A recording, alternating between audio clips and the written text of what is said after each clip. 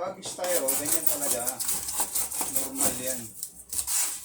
Pag nagle-letter cutting ako dito, sabi ko nga sa'yo, basurahan yung bahay ko eh. Market natin yung kuya, yung talent mo. Tagal na ginagawa ko. Market po natin. Para dumami yung papagawa sa inyo.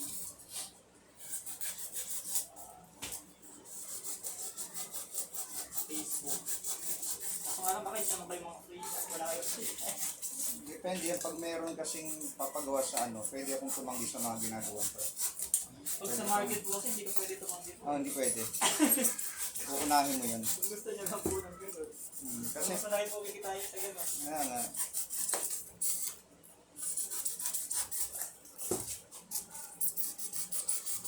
Pwede na nilang itago ito ngayon. Mas matibay itong isa sa gibing. Nakapal kasi ito. Sabi mo, ano po kasi, Tora, pwede niya na pong itabihan. Pang ilang years po bago nyo baguhin.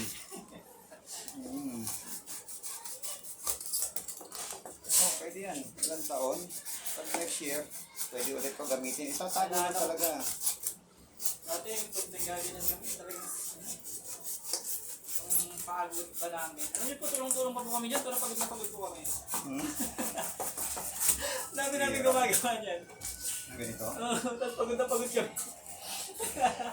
Kasi ano hindi nyo paano yung diskarte. Mamaya pagdala mo kay Pastor. Pastor, ito na yung ano, ihahatid na lang. Hindi po kasi hindi siya ako ni Pastor po yung ano dyan eh. Hindi siya. Kaya gumamap talaga ng ano. Yung ano po, yung leader ng kabataan po doon. Yun po yung Jane na ano. Yung nandun sa church. Stress na yun eh. Kasi nag-OJT pa po. Sabi ko, wala yata time.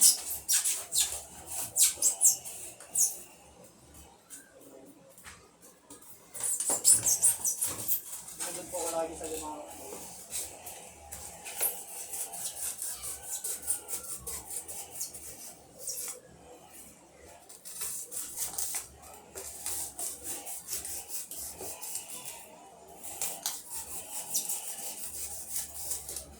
Hindi nga yata expect na ganyan, kaganda yan eh. Kung gusto nila, kasi sabi ko nga, pero nagtanong sila, diba, kulang pa ng styro. Diba sabi ko, kulang pa ng dalawa, kung i-double. Pinakita niya kasi sa akin ko yung maliit. Sabi ko, sakto na yun. Liit eh. Tapos nagbago sila ng isip. Kasi sabi na, ay buong stage na yung ano natin. Tama-tama yan sa buong stage. Maganda nga tingnan niya pag buong stage. Yan ganyan kalaki. Sakto lang yan. Kasi yung pang ano lang yun eh, pang bahay lang yun eh, mga ang tawag mo, outreach lang yung ganong kalaki. Pang outreach lang. Pang maliliit lang muna kasi nag-uumpisa. Yung sa kanila church na talaga yun eh.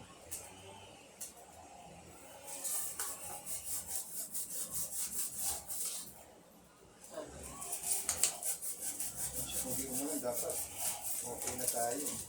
Send ko mamaya ko yung Gmail ko. Tapos, ano natin, edit natin lahat ng video na.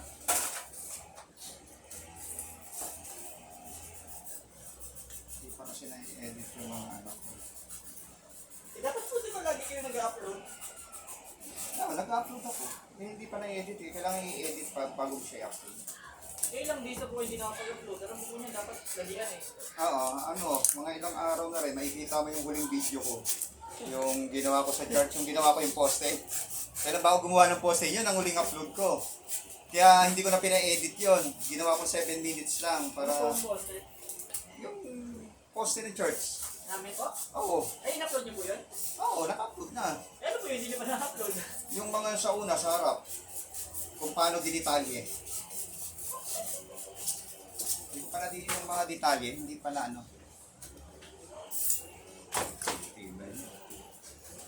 Kapal naman ang kapal nung pinagpatungan natin. Magandang klase kasi yung mga styro na binibili ko dun sa anong Victoria kasi galing ito eh. Papagawaan kasi ito ng ano yung ginagawang double walling sa mga building. 70 yata po binigay sa nito. Na? 100 plus isa na ito. Pag bibili mo. Yung Yung sa kanila, oo, mahal yan. Yung sa kanila, kalahati yan. 70 nga yan, kalahati. Kasi 100 mahigit na yung isa eh. Yung isang pirasong malaki, makapal na uno. Mahal na yun. Dalawang pag-practice yan, ganito. Yan. Iikot-ikotin mo.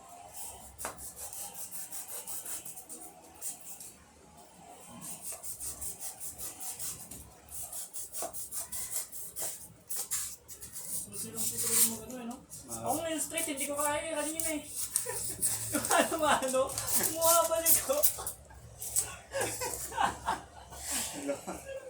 Sabi Sabi ko, Tataan nga ako sa'yo eh. wala akong pag-aasa dito.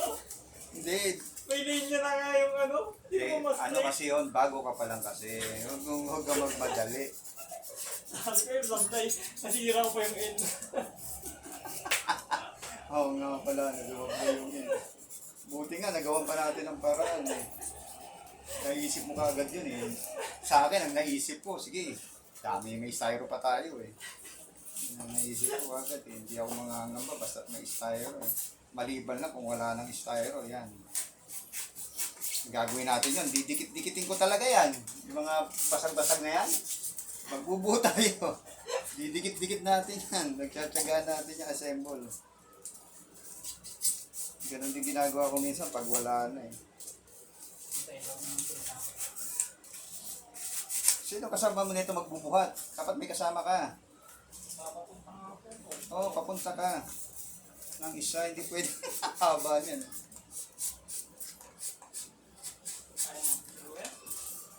Dahan-dahan ko yung lakad. Ngayon lang talaga kasi pag mahangin, iingatan mo yung mahaba pag mahangin.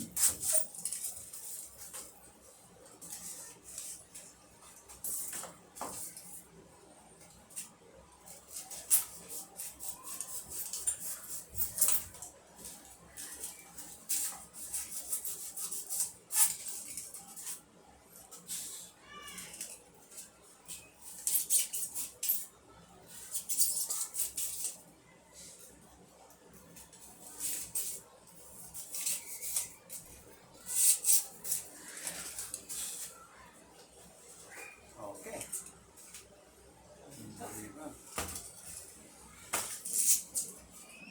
Ito lang kasi pinapalitan ko kaya sabi mo, pag di yung dinoble yan, papalitan naman yan. Pag na natin sayangin yung ano dyan.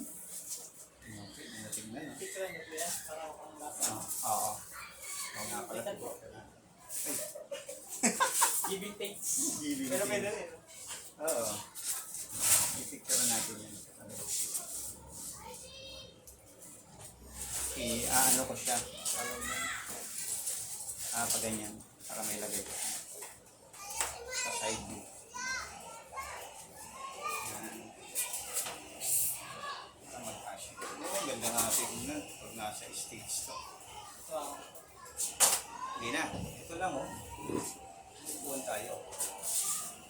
Bigyan lang tumupuan. Yan. O, diba? Kasi okay, hindi na natin yan. Naganda.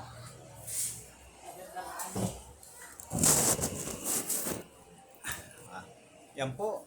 Natapos na po natin yung ating third Thanksgiving na lettering styro cutting. Yan po. Maraming salamat po sa inyong panonood. Nawa po ay patuloy po kayo sa pag-like, share at subscribe. Maraming salamat po at God bless you.